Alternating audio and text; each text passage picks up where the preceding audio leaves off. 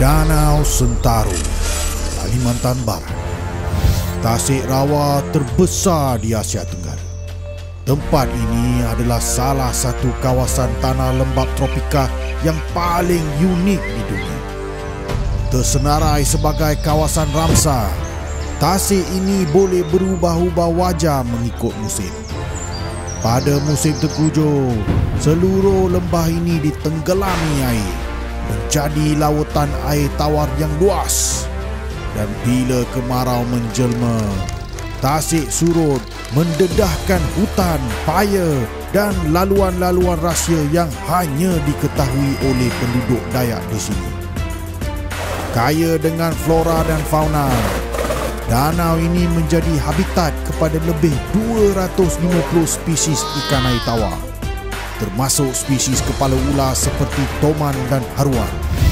Tetapi kita ke sini bukan untuk mencari mereka. Kita ke sini untuk ikan yang hanya boleh dijumpai di danau, iaitu cana peluru tambang. Trip kali ini tidak akan mudah, guys. Kita terpaksa menggunakan 3 jenis cara pengangkutan sebelum kita dapat sampai ke destinasi kita. Kita akan pertama dahulu menaiki pesawat dari lapangan terbang KLIA ke Kuching selama 3 jam sebelum menyambung perjalanan kita melalui darat ke persempadan negeri Sarawak dan Indonesia di Lubuk Antu. Selepas melepasi imigresen, kita akan sambung perjalanan darat kita selama 1 jam menuju ke Pekan Lanjang sebelum menaiki bot selama 3 jam menuju ke Rumah Panjang Meliau, tempat yang kita akan menginap selama trip 5 hari 4 malam kita di sini. Ini bukan kali pertama saya ke sini, guys. Kali terakhir saya ke sini adalah pada tahun 2014.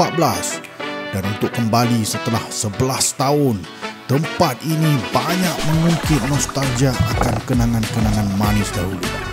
Pada trip pertama saya ke sini, saya masih ingat akan kecantikan dan keunikan tempat ini. Ekosistem di sini sangat berbeza dengan hutan-hutan yang pernah saya masuk sebelum ini. Orang kampungnya pula semua ramah dan mesra kepada saya pada masa itu. Maka sejurusnya tiba di Rumah Panjang, saya terus menyediakan segala peralatan buat pancing esok dan beramah mesra dengan semua kawan lama saya di sini. Malam itu, kita dihidangkan ikan tenggalan bakar dan air ketum rebus untuk beristirahat. Malam pesta. Enak, Pak.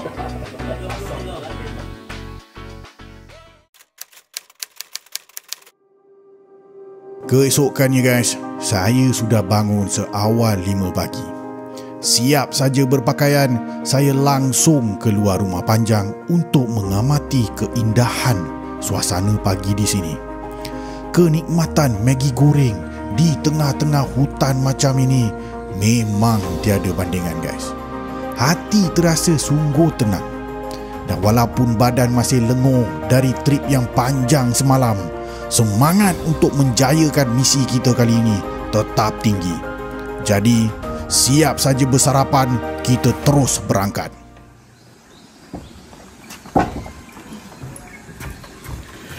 Hari pertama, guys. Sekarang kita naik perahu. Kita akan berangkat ke salah satu danau di mana kita akan cuba dapatkan salah satu spesies yang kita targetkan di Danau Sentarum. Jom. Di Taman Nasional Danau Sentarum ini ada banyak danau-danau kecil.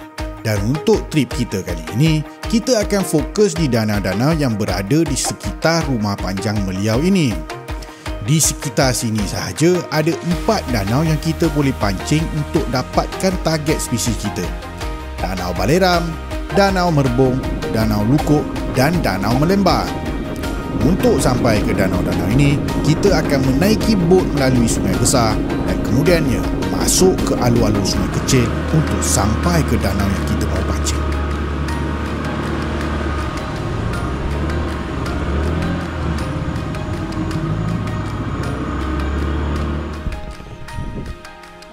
Guys, sekarang kita sudah sampai di danau.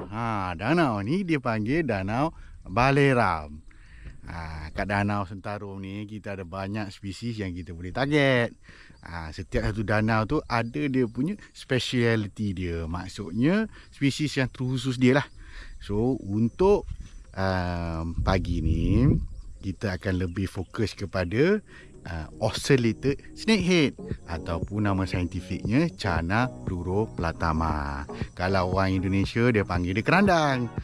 Kalau kita Malaysia ni tak ada panggilan lah. Pasal apa? Ikan ini hanya boleh diketemui di kawasan ini sahaja. Itu specialnya tempat ini kan. Nampak danau dia kan? Nampak tak air dia hitam je kan? So aku akan jelaskan kenapa air kat sini hitam dan segala macam, dan cara-cara untuk kita nak tangkap Channa pleuroplatama. Jom kita mulakan guys. Cantik kan tempat ni dah macam heaven guys. Ini memang snakehead heaven. Pagi ni kita ditemani oleh Pak Sodik bersama Pak Rabong. Pak Sodik bilang hai. Hai. Pak Rabong bilang hai. Hai. Woi, kenapa keras sungguh Pak? Biar natural aja Pak. Enggak usah takut-takut Pak. Malu guys. Dia malu guys. Pak Sodik ni malu. Tapi orangnya kelakar, lucu, nakal orangnya. Jom kita pancing dulu. So kita mulakan dengan katak jentik guys. Kita mulakan dengan katak jentik. Pasal apa? Katak jentik ni ialah bukan katak jentik lah, secara khususnya katak ni ialah makanan kepala ular, spesies snakehead. So apa kita akan buat? Kita lempar di tepi-tepi ni guys. Selalunya Channa pleuroplatama ni dia suka duduk kat kawasan-kawasan yang tepi-tepi belungkar macam ni lah. Nampak tak kan?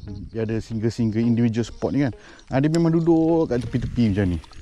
So apa kita nak buat ni lah, kita nak dropkan katak jentik tu, nak twitch dia sikit, bawa dia lalu ikut tepi-tepi belukar ni. Air kat sini tak berapa dalam. Dalam lebih kurang apa ni? Okey, kalau kita lihat lah kan. So, ini sekarang sudah sampai ke dasar ke belum? Sudah. Okey. So, ini tinggi panjang air. So, dalam lebih kurang 6 kaki ke 5 kaki. So, apa kita boleh buat je lah. Kita boleh baling katak jentik tu. Tunggu 1 ke 2 saat. Kemudian buat slow retrieve dan jerk. Gentle jerk. Selalunya ikan Channa pleuroplatama ni, dia akan duduk kat bawah tu. Dia akan tunggulah. Dia akan tunggu predator apa, ikan mangsa ke apa ke untuk lalu. Dan dia akan hantam. Sebolehnya kita nak main top water. Tapi memandangkan kita nak kutip lesen dulu. So kita main deep dulu guys. Kemudian baru kita cari dengan top water.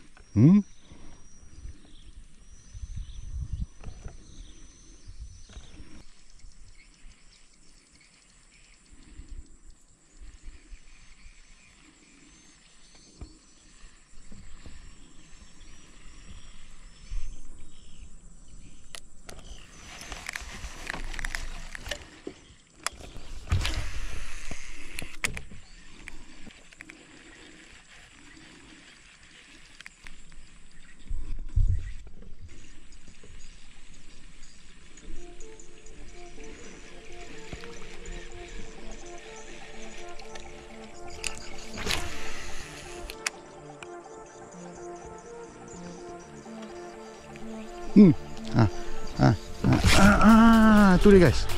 Itu dia guys, first Channa pleuroplatama. Kan? Sempatan rodnya kurang memberangsangkan guys. Tetapi mantap. Itu dia guys. Okay. Yang ini kita tak nak lucut guys. Okay, so this is our first Channa pleuroplatama. Nampak guys warna dia? Nampak tak warna dia? So this is a good fish guys. Hook dia kemas ke tak? Hook dia kemas. So kita tak perlu risau sangat. This is a beautiful fish guys. Alright, so this is a beautiful fish. Astaga. Very beautiful fish. Nampak guys Channa pleuroplatama. Channa pleuroplatama. Nampak tak guys? Nampak dia punya bentuk tu. Ini saiz kecil lah guys. Ikan ni tak boleh tumbuh besar sangat. Tapi daripada tip-tip yang lepas saya, dia mampu membuat hasil warna yang begitu cantik.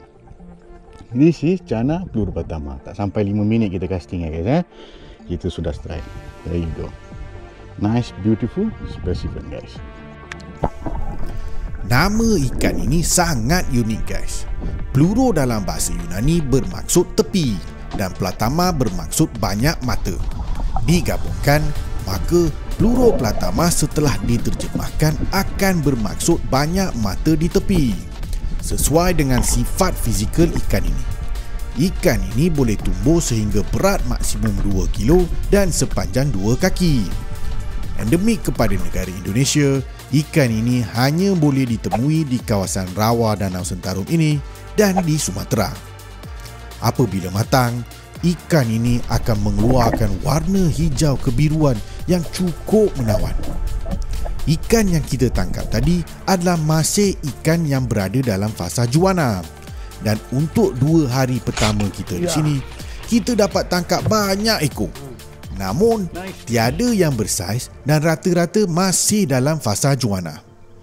Kerana ini kerana air masih belum surut sepenuhnya di danau ini, membolehkan ikan-ikan besar ke hujung danau dan menolak ikan-ikan yang lebih kecil ke kawasan tengah.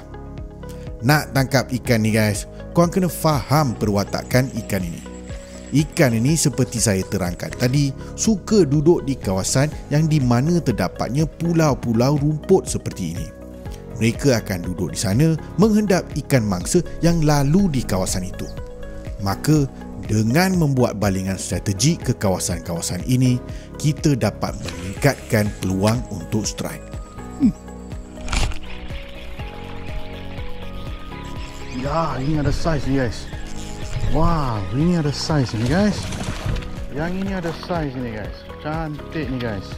Nice, nice fish. A little bit more size. Yang ini ada saiz sikit guys. Ada saiz sikit. Tak sampai sekilo, tak, mungkin dalam 500-600 gram lah. Itu dia timbang ikan ni. Ini mantap. Cara dia ambil dengan apa segala macam, memang mantap. Ikan yang kita tangkap ini juga selepas ditimbang hanya seberat 500 gram dan bukannya spesimen hijau yang kita cari.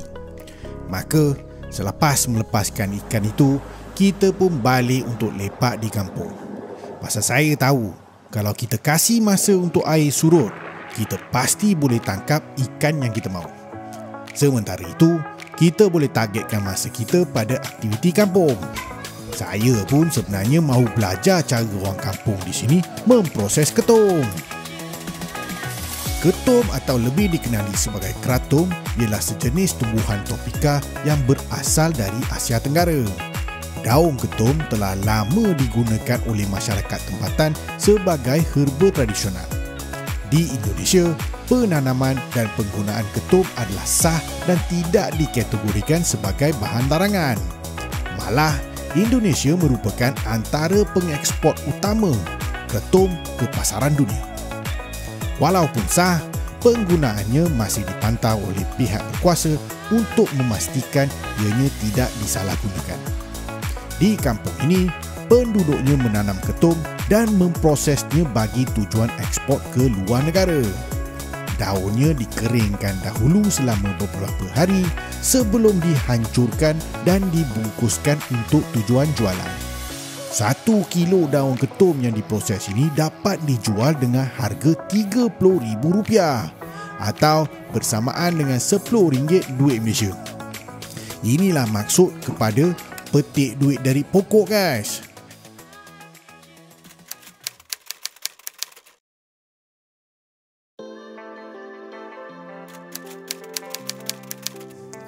Hari ketiga kita di Danau Meliau ini. Pagi tu, lepas bersarapan, kita terus berangkat keluar. Untuk pancing hari ini, saya fikir kita harus fokus pada spesies lain di sungai besar sementara menunggu air di danau turun sepenuhnya. Pasal semasa sarapan tadi, saya sempat tengok hasil tangkapan orang kampung yang keluar menombak di sungai besar malam semalam. Terkejut saya melihat bilangan ikan yang mereka dapat dalam tempoh masa 2-3 jam sahaja. Maka pagi tu kita putuskan untuk pancing di ulu sungai besar ini tidak jauh dari rumah panjang beliau. Spot-spot di kawasan hulu ini mengingatkan saya akan spot-spot di Merauke, Papua dahulu, di mana kita dapat tangkap ikan arowana di antara kayu-kayu yang berada di tepi sungai. Menggunakan pengalaman dahulu, saya pun cubalah guys. Tapi cuba punya cuba, tak dapat apa-apa pun strike. Barangkali ikan di sungai tidak mahu top water. Jadi lepas 2 jam pancing di sungai besar, kita masuk ke alur sungai Melembar. Sungai Melembar ini berada di kawasan hulu dari kampung beliau. Dari visual maps, ianya seperti aliran sungai lama yang sudah dipotong oleh proses alam semula jadi, di mana arus sungai akan cuba mengambil jalan paling mudah untuk mengalir. Namun, semasa masuk tadi, kita dapat lihat air keluar dari sungai ini sama seperti di danau-danau yang lain, yang membawa maksud adanya punca air mata di kawasan sungai ini.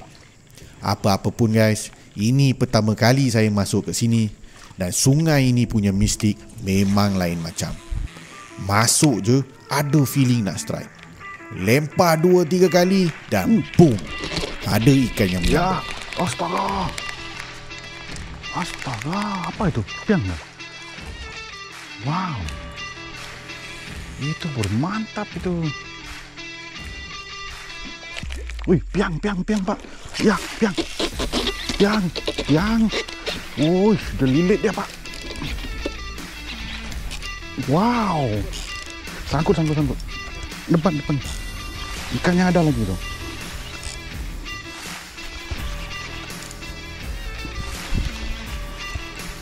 Ada lagi. Itu dia pak. Mantap. Oh, toman. Bukan piang, toman. Wow, toman.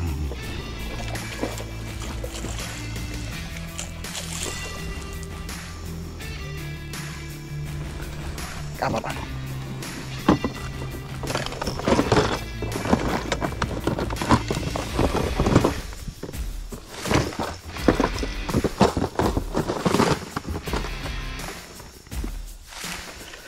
So guys,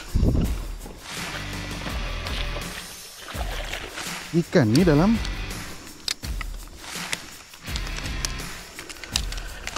saiz apa lah guys, sekilo lebih lah ikan ni. Bukan apa yang kita cari guys, tapi not bad lah. Tengok ikan ni, small fish. Hey guys, small fish. Okay.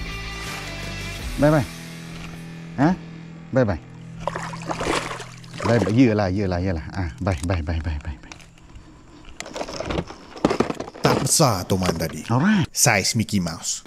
Dan menurut tekong kita hari tu, di Melembar ini ada banyak toman. Jadi saya pun cuba casting sepanjang alur sungai Melembar itu sampai ke tengah hari. Namun, tiada apa pun yang mahu menyambar. Tidak pasti kenapa. Dan memandangkan hari sudah mau masuk ke petang, kita pun berpindah spot dan kembali ke Danau Balerang. Danau ini memang hot untuk ikan toman. Saya ingat lagi pada trip saya yang dahulu, saya ada menangkap seekor toman di danau ini. Jadi, petang itu kita balik ke spot lama di mana saya dapat tangkap ikan dahulu. Takkan pisang berbuah 2 kali kan guys? Tuh, di sana tuh pak, hujung tuh pak. Frenzy pak. Masuk pak. Masuk. Di sana tuh, frenzy dia.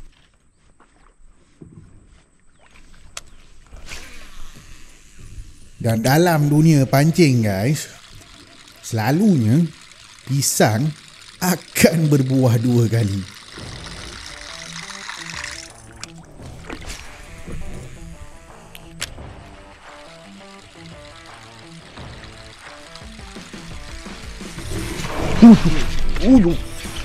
Astaga. Ya, mantap. Mantap sih.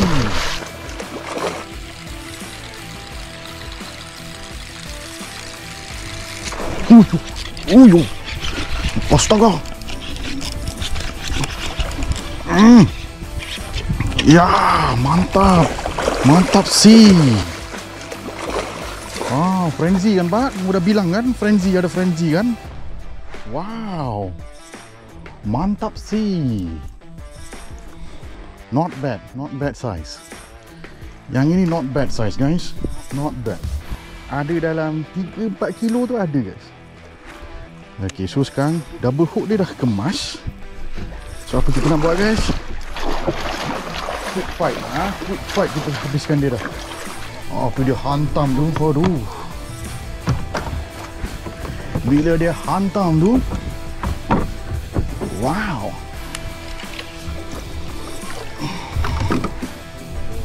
Ya, siap.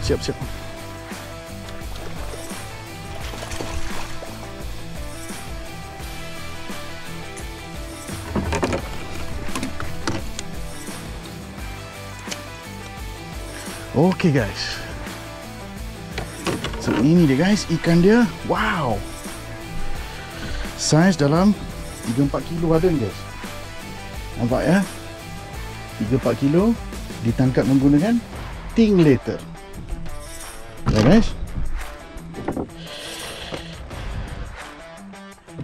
Ditangkap menggunakan ting letter.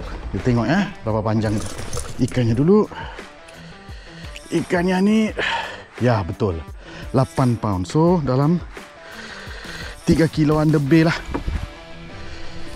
Okay guys, sabarlah kau sabarlah.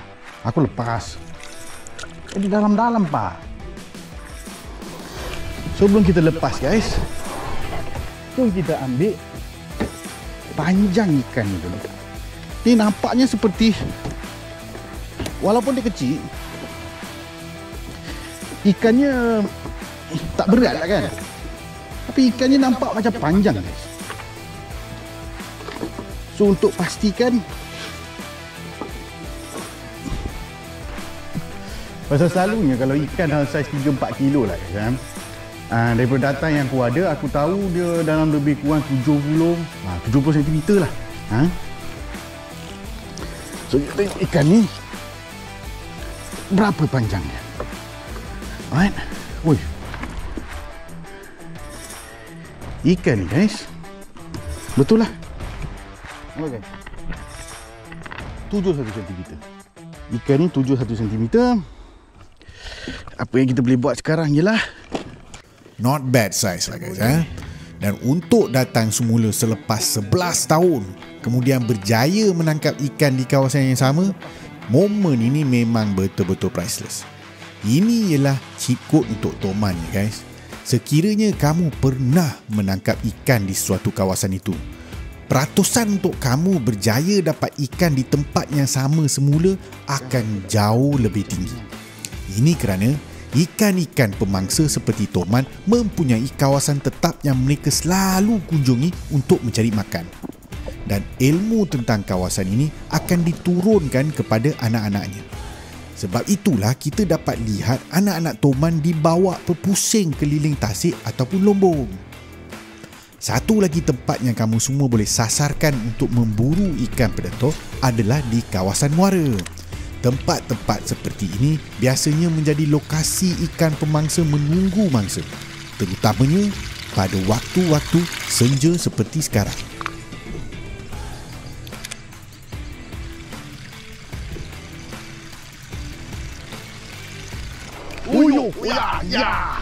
Ya, mantap.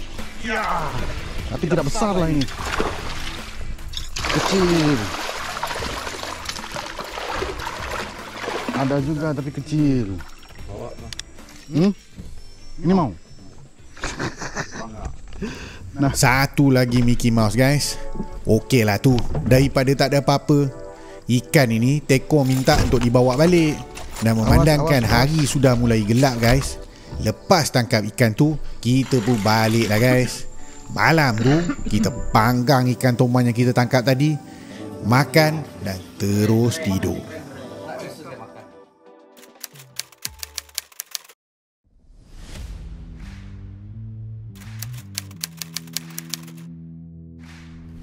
Keesokannya guys, kita pulang semula ke Melembah. Pasal malam semalam, Pak Sodik ada beritahu saya bahawa di Melembah itu sebenarnya ada banyak cana maru. Menurut Pak Sodik, kita kena cuba dengan umpan yang lebih kecil. Semalam kita bermain dengan umpan yang besar-besar kerana mahu targetkan toman. Jadi, pagi tu kita fokus balik di Melembah, tapi kali ini dengan strategi yang berbeza. Suasana di Melembah pagi tu pula agak berbeza dengan semalam. Paras air di Sungai Melembah turun mendadak. Jauh berbeza berbanding semalam. Kayu-kayu yang langsung tidak kelihatan semalam kini mula timbul satu demi satu. Situasi seperti ini bagus juga sebenarnya, sebab lebih mudah untuk kita nak kenal pasti lokasi ikan bersembunyi. Tapi dalam masa yang sama tak berapa bagus, sebab bila air cetek begini, peluang untuk daratkan ikan dengan selamat akan jadi lebih sukar. Ikan boleh dengan senang belikkan tali kita di kayu jika kita tidak cepat keluarkan ikan dari kawasan yang berstruktur. Dan jujur saya cakap guys, saya sendiri tak pernah betul-betul targetkan ikan ini. Sepanjang hidup saya, baru 2 kali saya pernah berjaya tangkap cana maru ini. Sekali di Taman Negara Kuala Tahan dan sekali lagi di Sri Nakarin, Thailand. Itu pun bertahun-tahun yang lalu. Tapi daripada 2 pengalaman itu, saya belajar satu perkara penting. Ikan ini perlu dipujuk untuk makan. Ianya bukan jenis yang akan terus sambar.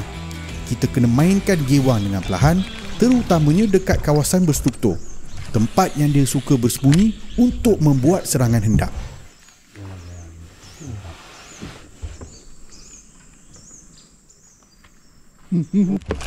Ya. Ya. Aduh, nyangkut, Pak. Nyangkut.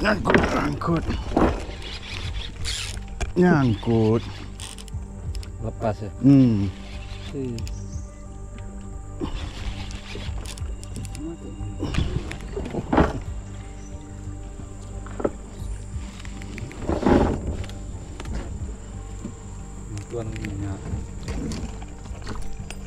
Pandai dia. Sayang.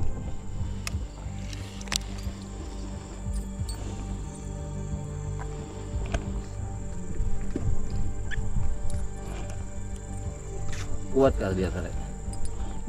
Gak rasa Pak, terus nyangkut. Dia ambil. Aku rasa masa aku mau nyembat itu udah lepas. Dia pegang belakang kan. Dia pegang itu. Oh ya, tidak kena mata pancing. Sayang, hook tak mengena. Pandai ikan tu menggunakan kawasan struktur ini untuk melepaskan diri. Kemungkinan besar dia hanya memegang bahagian blade tadi. Pasal itu semasa kita set hook terus tersangkut pada kayu. Ini maksud saya tadi guys. Apabila saya cakap peluang untuk daratkan ikan akan lebih payah di kawasan-kawasan seperti ini. Tapi tak apa, kita cuba umpan lain pula yang lebih kecil. Katak jentik JR. Hook tersembunyi, boleh main bawah air dan juga di atas air.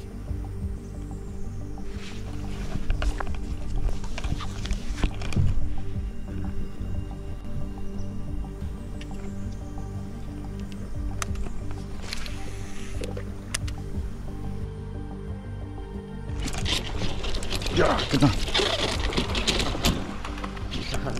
kenapa? Aduh, nyangkut. Lepas. Aduh. Terlepas lagi sekali guys. Ikan tadi ada saiz, tapi memang tak dapat nak buat apa-apa. Saya langsung tak jangka akan disambar terus di belakang kayu tu. Niat saya adalah untuk menarik perhatian ikan dan memujuknya menyambar di luar. Kalau kita pakai rod yang lebih kasar tadi, kemungkinan besar kita boleh tarik ikan keluar dari heavy cover tadi. Tapi apakan daya, rezeki ditentukan oleh Tuhan guys. Kita hanya boleh berusaha. Dan kita hari tu berusaha sampai ke lewat tengah hari guys. Sehinggalah saya mendapat satu lagi sambaran dari sang cana maru. Tapi kali ini saya bermain dalam.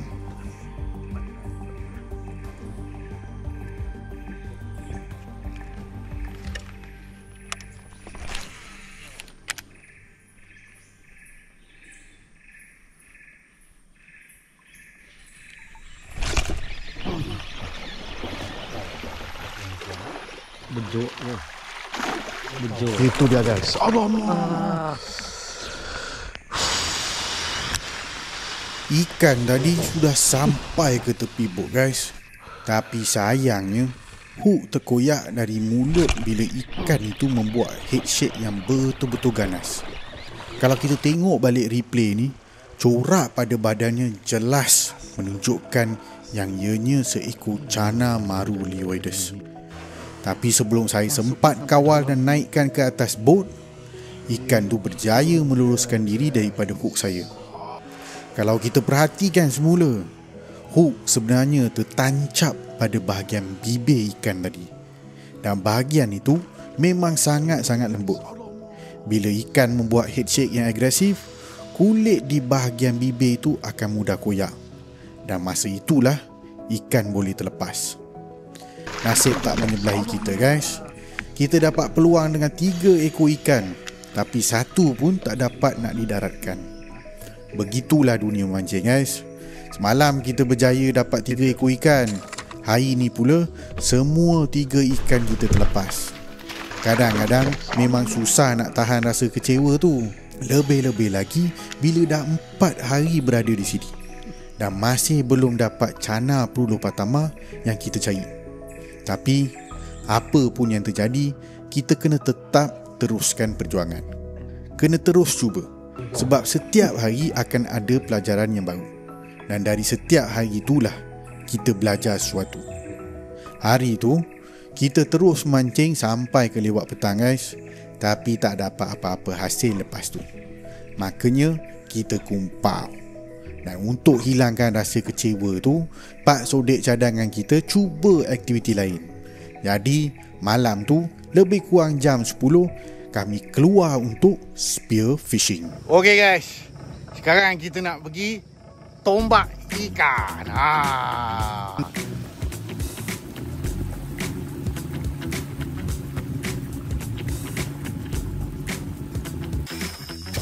Okey guys, sekarang kita sudah balik ke spot kerandang tadi. Kerandang pula, cana maru. Sekarang kita mau lihat kalau boleh tak kita sinar cahaya tu dan kita nampak ikan cana maru tu. Wow, betul-betul bening ya Pak airnya. Spear fishing atau menombak ikan sebenarnya sudah diamalkan sejak sekian lama di banyak negara. Inilah cara orang tempatan menangkap ikan.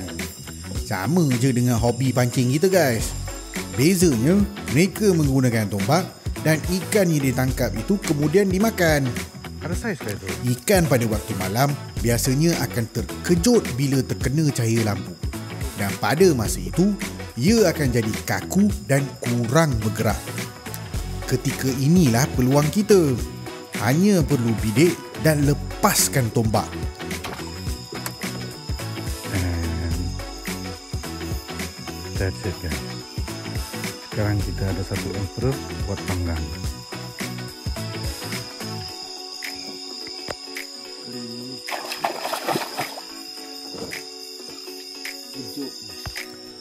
Ulang benda yang sama dan bot akan penuh dengan ikan. Mudah kan guys? Apa sal nak susah-susah baling tarik.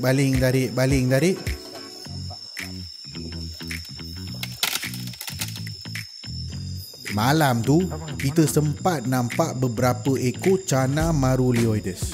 Tapi semuanya pantas melarikan diri bila kita cuba mendekat. Begitulah liatnya spesies ini.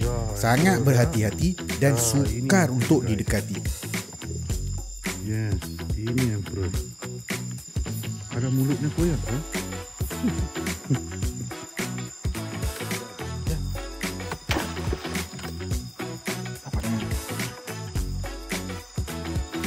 Lepas tombak 5-6 ekor ikan guys, kita pun balik ke rumah panjang dan berehat.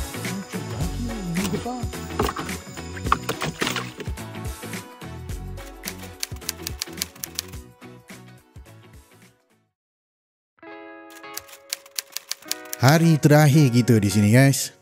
Esoknya kita dah kena pulang. Jujur saya cakap, hati memang terasa sedikit kecewa dengan hasil tangkapan semalam. Tapi kita masih ada satu hari lagi. Dan saya yakin kalau hari ini kita betul-betul beri segalanya untuk mencari kerandang hijau itu, pasti akan ada rezeki yang menanti. Kita cuma perlu terus mencuba. Hari ini kita membuat keputusan untuk cuba di saluran air yang menghubungkan tasik-tasik di sini.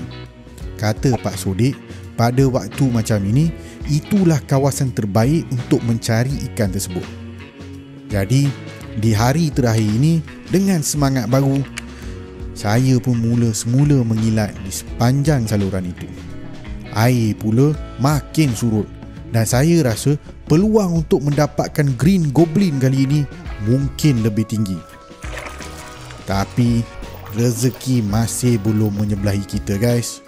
Ada juga beberapa ekor ikan yang kita berjaya dapat pada hari itu. Tapi semuanya masih belum seperti spesimen yang kita cari. Matahari pun dah nak hampir terbenam guys.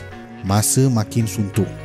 Dan pada saat-saat macam ini, kita kena belajar untuk lepaskan tekanan untuk mendapatkan ikan dan nikmati saja prosesnya.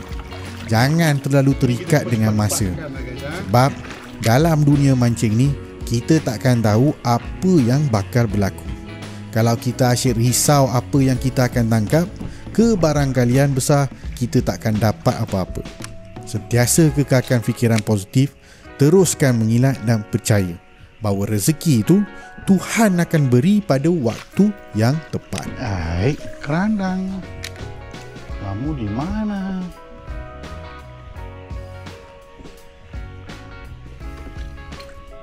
Kau dah habis dikerjakan mereka ni kan? Ya kan, mereka udah kerjakan. Kamu ke sana lah, kamu ke sana. Pandai mereka ya, Pak ya. Main kotor.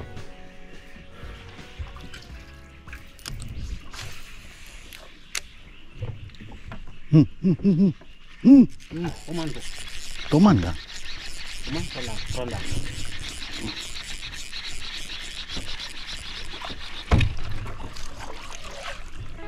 Kerandang Pak. Hijau. Ya, hijau. Mantap guys. Mantap guys. Rekod ke tak ni? Oh, rekod. Ini guys, kerandang hijau. Ini mantap guys. Ini dalam saiz lebih kurang. Ini dapat sekilo ni. Ini dapat sekilo ni guys. Dapat sekilo ni. Alright, let's go boy. Oh, dapat sekilo guys. Cantik. Kerandang ni memang cantik guys. Memang cantik. Oh. Okay, so kalau kita lihat ikan ni guys, nampak guys, corak dia. Nampak tak guys? Mantap kan? Yang ni ada warna hijau sikit. Okey lah. So pada pendapat saya lah guys, pada pendapat saya sebenarnya, original warna dia black and red lah kan. Orange tu original warna dia lah. Sama macam Toman, dia mengambil warna hijau masa nak mengawan kan. Itu dia punya logik dia lah. Hipotesis dia mengarah ke situ. Akan tetapi Pak Sodik berpendapat lain. Dia bergantung pada tempat-tempat kita tangkap ikan tu. Pendapat dia juga betul. Hanya sekarang ikan ni kita tak banyak kajian. Boleh kerana kita tak banyak kajian, kita tak dapat nak ulas dengan penuh apakah fakta dia kan. So sekarang ni kita hanya ada andaian saja. So ikan ni sekarang saya nak makan guys. Ikan ni kita tapau buat goreng untuk malam ini. Ikan tadi guys, lepas ditimbang dapat lebih kurang 890 gram. Apa-apa pun, saya sangat-sangat berterima kasih atas rezeki daripada Tuhan untuk ikan tadi.